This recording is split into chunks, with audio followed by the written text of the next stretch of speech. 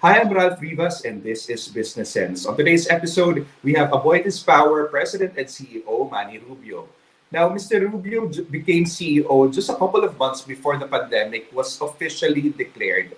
Mr. Rubio, how was it like coming into that role at such a critical time? That's a question that's asked often. No? Well, actually, I was told that I'm going to be the president and CEO during the annual stockholders meeting of AboitizPower in 2019. No? And it was I got a call a day that evening from our from the then CEO Aboitis that he wants to meet with me the morning before the board meeting, leading to the annual stockholders meeting in the afternoon. So knowing Moncho, I said, yeah, okay. And then I said, what about? And he said, no, just let's just have something to ask and tell you. So I prepared for that meeting and brought out all the reports, printed the reports, knowing Moncho, no? And I was early. The meeting was supposed to start at 9. I was there like 8 o'clock, and then he came in right after, and he said, "Manny, can we step out?" And yeah, he took me out of the room. It was in a hotel in Makati because that's where we're going to have the annual stockholders meeting in the afternoon. And he said, from out of the blue, he said, Manny, the board has actually approved your appointment as CEO of AboitizPower come January 2020. Right. So I didn't know how to react to that. It was they didn't have any idea. I was the CEO, of course. Was I expecting it? Actually, no. Because it's still a family-led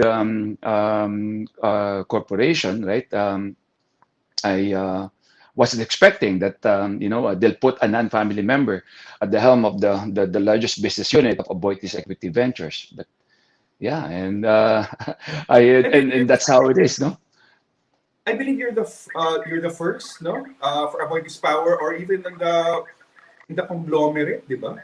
So, Uh, in the conglomerate, no, there have been non-family members in other business units, but then for AboitizPower, yes, right.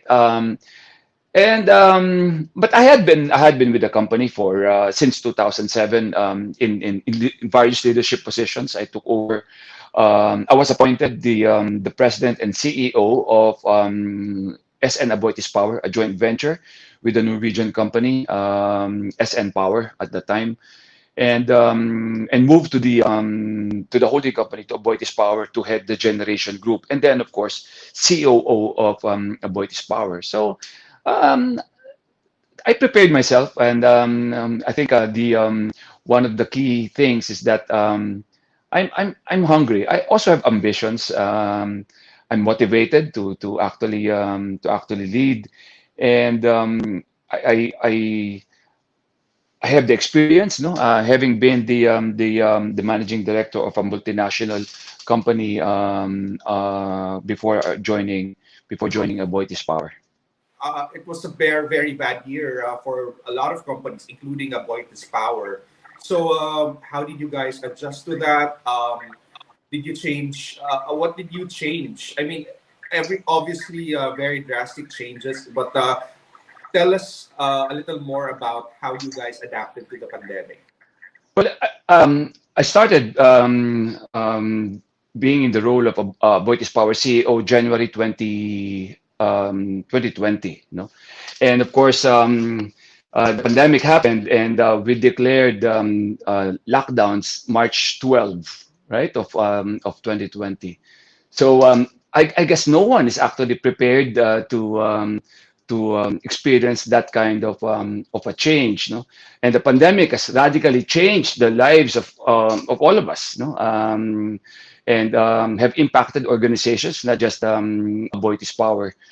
Our margins, of course, got impacted because of lower demand, but we have business continuity plans in place. Although pandemic was not in our risk map, the business continuity plans actually had some items there with regard to closing down facilities, no, in order to continue operations, and that's what we implemented. And of course, because of our early adoption of our digital strategy, we have been implementing work from home even before the pandemic. And we have allowed people to work from home 1 day in a week, no? And that has been a process that was ongoing before the lockdown. So when we had the lockdown, everyone was ready, was prepared. We had the platform to allow work from home. We're already paperless in AboitizPower prior to the lockdown. So people welcome working from. I welcome work from home initially. Not having the experience of what we're experiencing now. It's cabin fever, and that we find it refreshing going out. But early adoption was not an issue. Now, you mentioned cabin fever. I'm also experiencing that, and I guess many of us. So, how do you stay motivated to work? Ano ba, what are your hobbies? We want to get to know you before we dive more into the business of Boytis Power and the impact of pandemic on businesses. Yeah, Ralph, I have a number of hobbies. No, I like music. I play a number of musical instruments. I listen to a lot of music. I'm a big fan of standard jazz, blues, rock. Right. I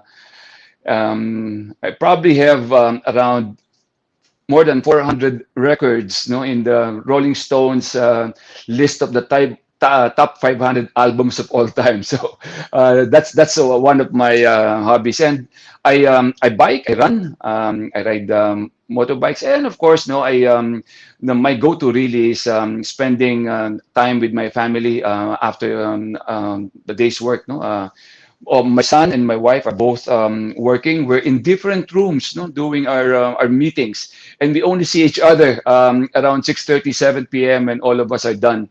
And we make sure that we dine together in the evening and then probably relax by opening a bottle of wine, no?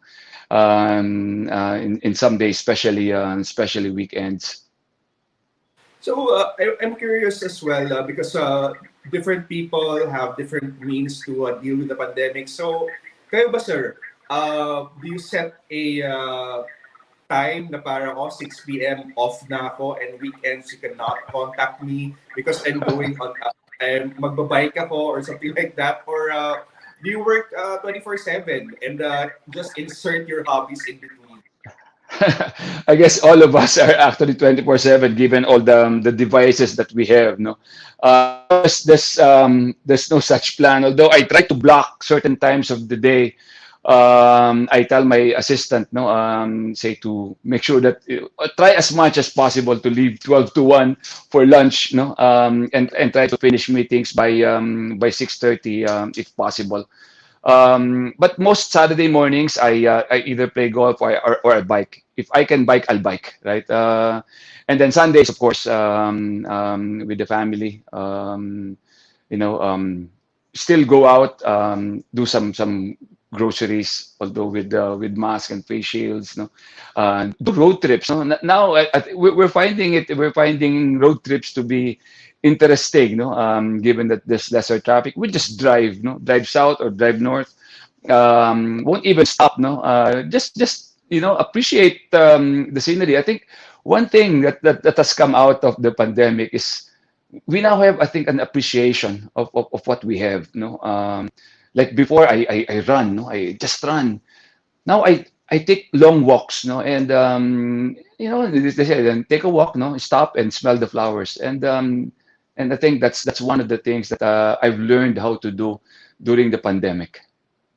Yeah, and obviously, it pays off that you have those moments para pagbalik sa work, you're energized again. Actually, Sir Manny, I have a friend who used to work with you, and she told me that you're one of her favorite bosses. Now, I'm curious if employees liking you, if that's important to you, or do you keep a good distance between you and your employees? Well, it's not really my intention to be like. No, I just want to perform my role as a CEO. But I'm a very open person. I enjoy engaging in conversations. I like dealing with people. I maintain an open door policy. Anyone can just come in and out of my office when we were still in the office, and I miss being physically with team members. No, um, you know, now even before the declaration of the ECQ, I used to go to the office once a week, and every time I go, I'd call different sets of people because we're not allowing everyone to go to the office. So we're maintaining a certain number, and I'll call them and tell them that I'm going to come in. If you want, you can come, no? And we'll have lunch. And lunch, we order lunch, and then we'll serve lunch, but they'll have lunch in their workplaces. But at least there's some semblance of normalcy by being together in the same floor. And I think once this cases have eased up a bit, I'm looking forward to doing that again if we're allowed, no, and when everyone's fully vaccinated. Now, what did you learn this pandemic? Has your leadership style changed, or I mean, tell us more about that. How difficult is it to adjust to this new normal? And what is the new normal ba? We've been talking about paulit-ulit na yung new normal eh. Pero how do you define that term? I think the new normal for AboitizPower, and I would assume for most organization, is having resiliency in the organization and being able to pivot, no, to changes and how this situation is evolving. But what's important really is making sure that our business continuity plans also evolve, no, to the changes, and allow it to actually to adapt to the situation, to make sure that we safeguard the safety, health, and well-being of our team members. No? That's first and foremost the biggest goal for British Power. We've built a strong values-driven foundation at Aboitiz Power, and this has really paid off. No, the foundation enabled us to create and sustain positive energy. We call it positive energy that would keep us going to this day. No, and the energy pushes us to continue keeping the lights on for our partners, customers, and communities. And the silver lining, I would say, is that we have become a much better organization, a much stronger organization. We have improved in so many ways, no, in a short period, and we continue to innovate, no. And today, our strong focus on digital, although we already have embarked on a digital strategy, we have branded it as a digital leap, no. We'll implement digital first, but digital where it matters, no? Particularly in our plants and in the way we do our processes, no, and to allow us continue, no, to for team members to work from homes. These hurdles, these risks, we have transformed into opportunities, no, to move forward. And this has prepared us for greater challenges, and I hope this is it, no.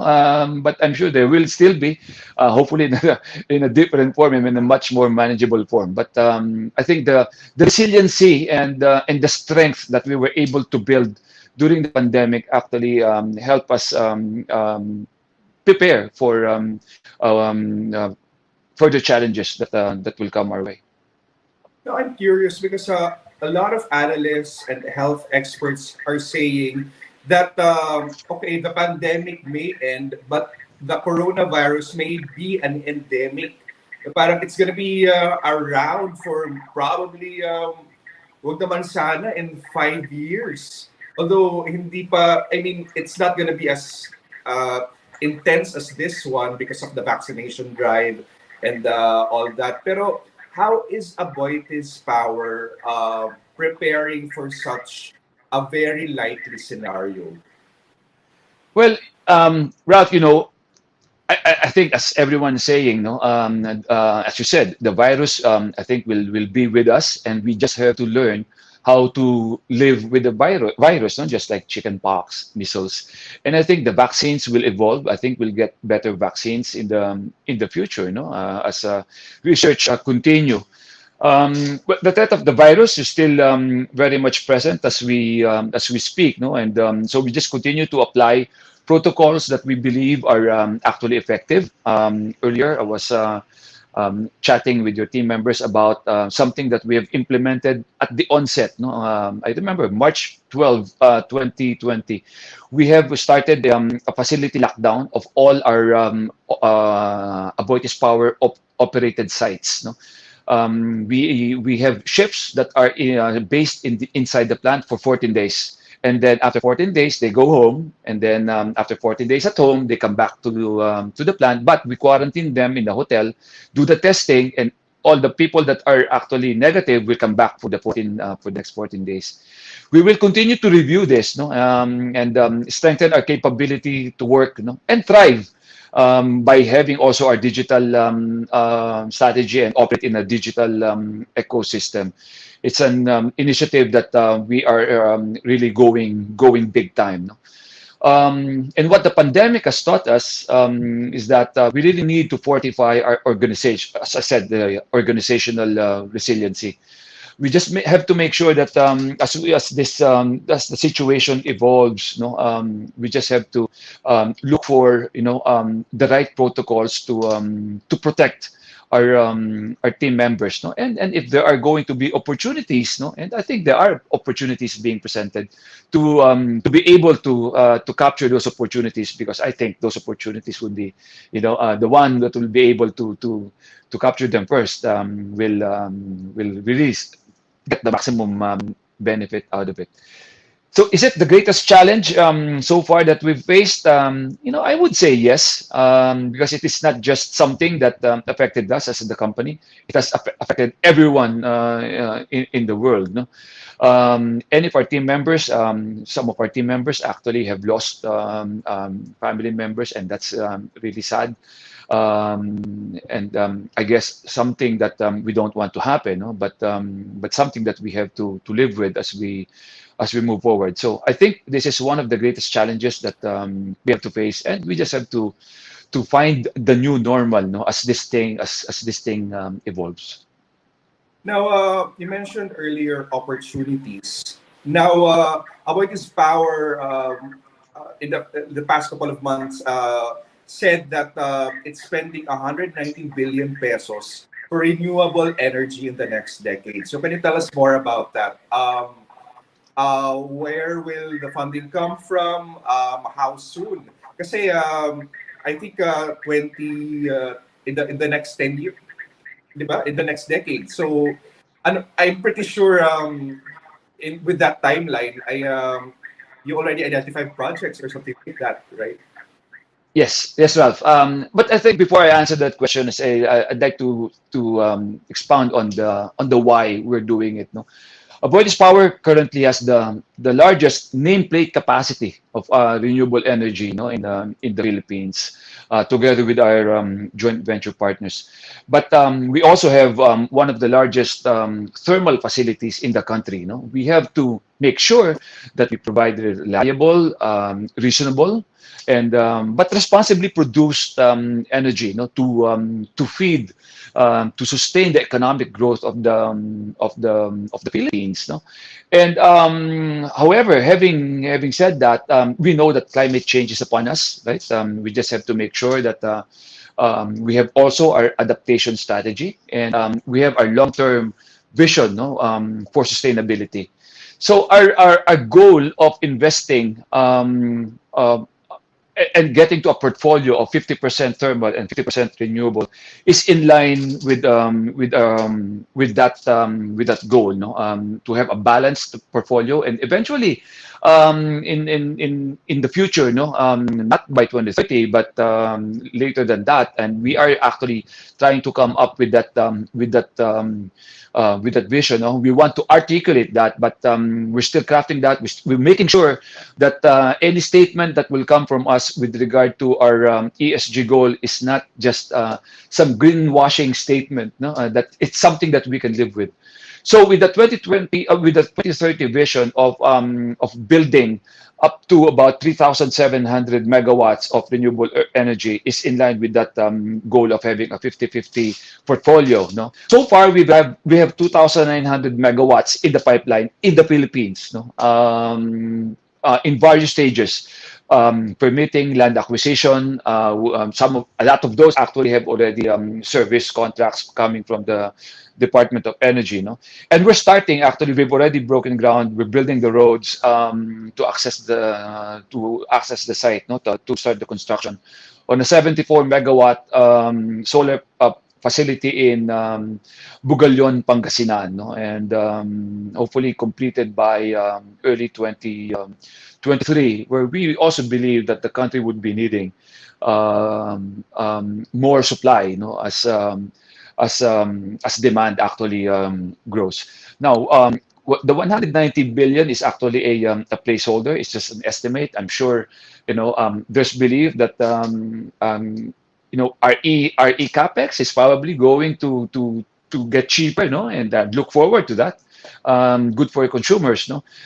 It's just that an estimate today, no, of how much it would cost us to actually achieve our build of 3,700 to be at around 4,600 of our total capacity to be renewable energy by 2030. Now, with Aboitis Power pushing for renewable energy, what will happen to the coal plants? The coal plants, we believe, will still play a critical role in our energy ecosystem. No?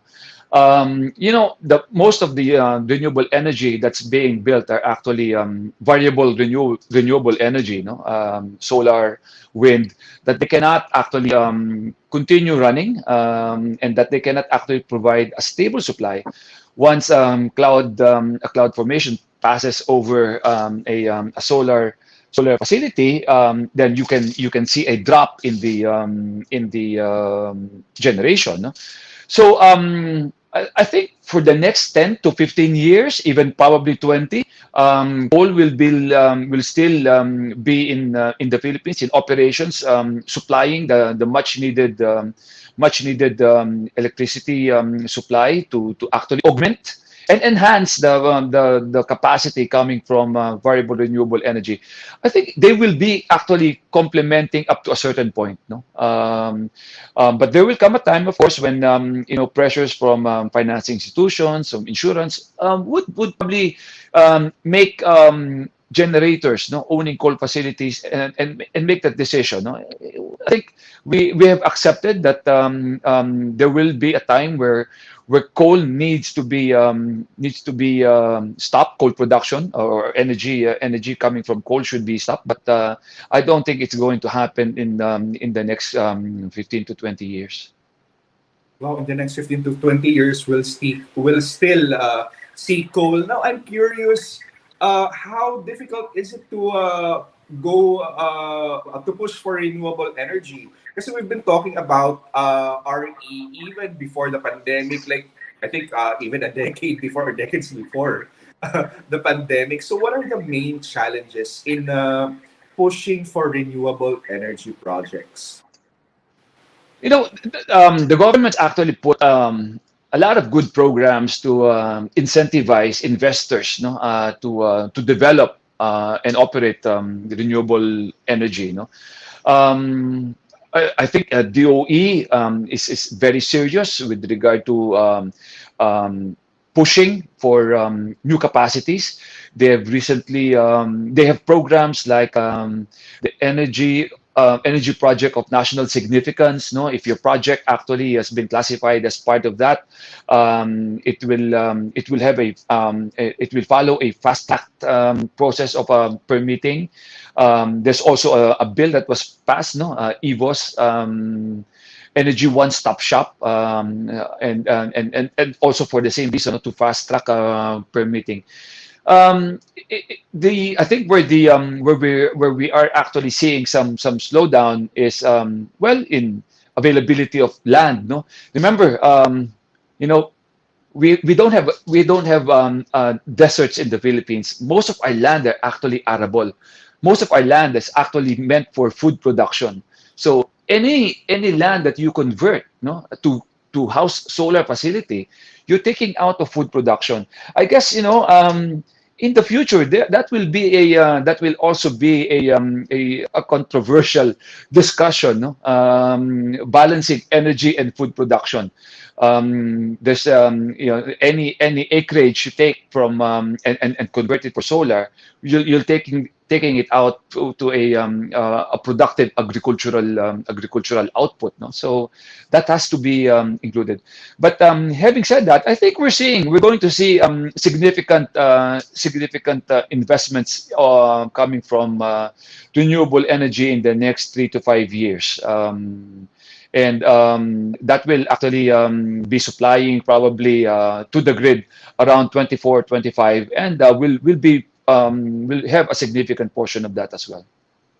Now, you mentioned earlier government having lots of programs making it easier or more convenient for companies to pursue renewable energy projects. And of course, there are also financial institutions incentivizing RE. Now, I'm curious, what's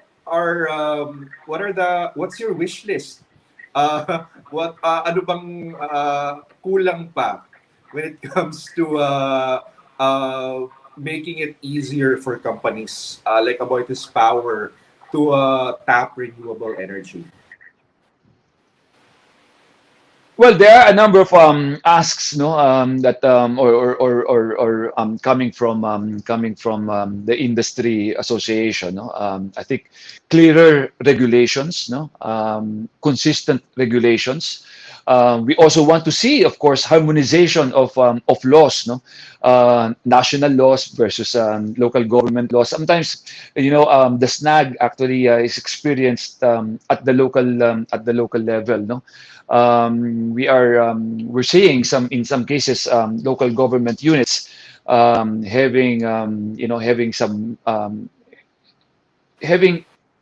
a different view of laws, no, that are actually passed at the national level, and it's sometimes it's the cause of delay, no, in managing those. But I think most of the incentives, if there are still any, no, I think FIT has been fully consumed, so it's all now very competitive, and I think renewable energy actually is now very competitive, but we are not yet at the level where renewable energy combined, say, with an energy storage can be considered as baseload, and be cost competitive with, say, a baseload plant like coal or gas. No, but when that happens, no, and I see that as the tipping point, right? When that tipping point is achieved, when variable renewable energy piggybacked with or coupled with an energy storage system, right, that can provide 24 hours of energy and be cost effective, then or cost competitive, then I think there's no option but to adopt that greener option than what we have today. And I don't know. There are actually people saying that will be probably around late 2030, early 2040. But it's something that we're looking forward to and closely watching. But again, right? Any land that we take to use for solar is a land that we take out from food production. That is something that we need to understand and something that we need to take into consideration also moving forward. Mm-mm. Now, another issue that I want to talk about is the cost of energy. Analysts, I mean, analysts, lawmakers have pointed out that we have the most expensive, probably in saan ba? In Southeast Asia, or correct me if I'm wrong, no? Pero, what will be the factors to drive prices down? And what are the main factors continue pushing it up? We've I've always I came out a number of times, no, when I was asked to speak in conferences, and I've mentioned in every time I have the opportunity, and say that if it actually works, no, given given the number of players that we have now, look at Western prices, no, when all plants are running, no, and unfortunately, we've seen some of the baseload plants go down in the recent months. No, but with new capacities coming in, I think we'll see Western prices go back to normal. And you know, if you look at Western prices, plus of course the influx of renewable energy, which are considered as mass dispatch generation. No? When it's available, they just run. Um, we'll see lower generation prices. Unfortunately, in the bundled or in the computation of the total delivered energy, there's a lot of components. No, generation is just one of them. And unfortunately, as also, no, they always blame generators to be the cause of the high energy prices. In some ways, yes, with West Ham spiking, when there are actually plants that are actually down, it goes up, but it's a trigger also to and should send signals to investors that hey, it's time to invest in new capacities. No, ERC putting a secondary cap is a mitigation to these events, but it also, you know, I think masks this triggers, no, in order for generators to make decisions to invest in capacities. So these are all the things that need to be considered when we talk about you know, energy being expensive in the Philippines. So I guess the solution is just, you know, put more capacities in and let them compete, and that's what IPIRA has allowed. No, there are actually more generators. We have increased the capacity in the grid. We just have to make sure that the capacities that have been added are actually reliable and available. Now, analysts are also concerned about capacity because there are concerns that probably in 2022 to 2024 there's going to be energy issues, and 2022 is going to be an election year. So, how will that? How will the industry address that? I guess the analysts are basing that view based on the recent events, no, in middle of this year, where a number of the base load plants actually went down, no, forced outages, no, and you know, rightly so. These plants are actually quite aged, no, Sual, Pagbilao, in owned by Team Energy, where we are actually the administrator, no, we're the one selling the output. But of course, the owners of this, us, for Pagbilao, once the cooperation period happens, we are actually going to make sure that we're going to you know, invest some capital to improve the availability and reliability of these plants. It just so happened that these baseload plants came down all at the same time. So what are the chances of that? And there's always this view that you know, it's intentional, and that the generators are actually gaming the spot market, and they're really putting down this plan to get an increase in Western prices. But I've always said that the only time generators are making money is that when our plants are running. Otherwise, we will be buying from the spot market to service our contracts and sell them at contracted rates and buying them at a much higher price. We're losing money every time our plants are down. So I think they based their view on those events early this year. Next year, with GNPD, our facility in Bataan, now the one unit is actually running at 600 megawatts. It can run at 668. It should run at 668 megawatts to add additional capacity to the grid. And then the second unit will be running or will be synchronized, expected to be synchronized by February of 2022. I think 2022 should be okay. No, and assuming that all the other baseload plants actually are also running. Mm. Now, I want to circle back to my first question. No, when you were appointed as CEO, just months before the world declared a global pandemic. Now, I want to know what's your vision for Aboitis Power during your term? I mean, kakastart mo pa lang, no? But I want to know what you want to be recognized as your legacy as CEO. My legacy. Wow, no.